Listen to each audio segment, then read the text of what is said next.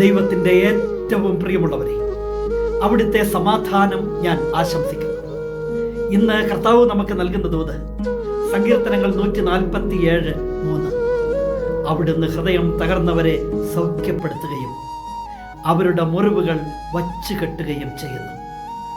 ചില മുറിവുകൾ വല്ലാത്ത വേദനയോടെ അങ്ങനെ ഉണങ്ങാതെ നിൽക്കും.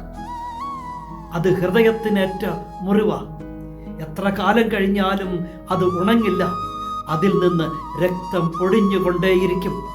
പലതും ഓർക്കുമ്പോൾ, കേൾക്കുമ്പോൾ, സംസാരിക്കുമ്പോൾ, കാണുമ്പോൾ ഒക്കെ വല്ലാത്ത വിങ്ങല വേദനയാ. അത് ഹൃദയത്തിനേറ്റ മുറിവാ. എന്നാൽ ആ മുറിവ് സൗഖ്യപ്പെടുന്ന ഒരിടമുണ്ട്. അത് നീ പ്രാർത്ഥിക്കുന്ന നിന്റെ കർത്താവിൻ്റെ സന്നിധിയാണ്. അവിടുന്ന് ഹൃദയം തകർന്നവരെ സൗഖ്യപ്പെടുത്തുകയും അവരുടെ മുറിവുകൾ വച്ചു കെട്ടുകയും ചെയ്യുന്നു.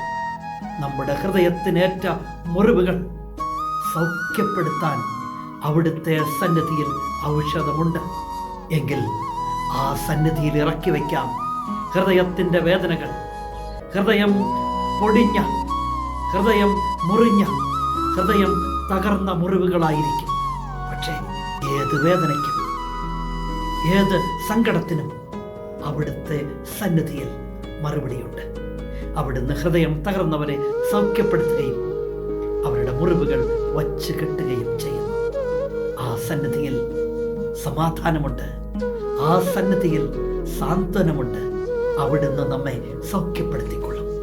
കരുണാമയനായ ദൈവം നമ്മെ എല്ലാവരെയും സമൃദ്ധിയായി അനുഗ്രഹിക്കട്ടെ.